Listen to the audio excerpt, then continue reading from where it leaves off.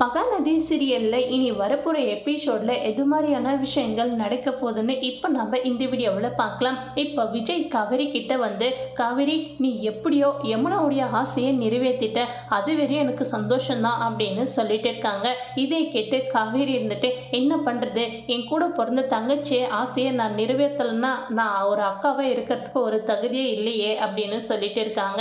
இதை கேட்டு விஜய் இருந்துட்டு, ஓஹோ என்ன பில்டப் எல்லாம் பயங்கரமாக இருக்குது, ஆனால் யமுனா விஷயத்தை உங்கள் வீட்டில் நீ எப்படி சொல்லி சமாளிக்க போகிற அப்படின்னு சொல்லி சிரிச்சிட்டு இருக்காங்க.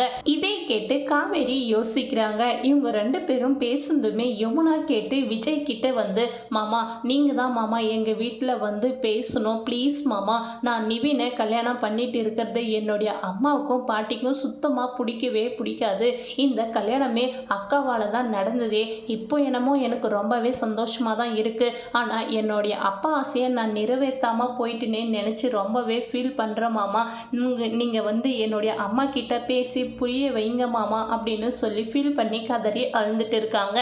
இதை பார்த்து விஜயும் காவேரியும் ரொம்பவே வருத்தப்படுறாங்க. இதோட இந்த ப்ரமோவை முடிச்சிருக்காங்க. தேங்க்யூ.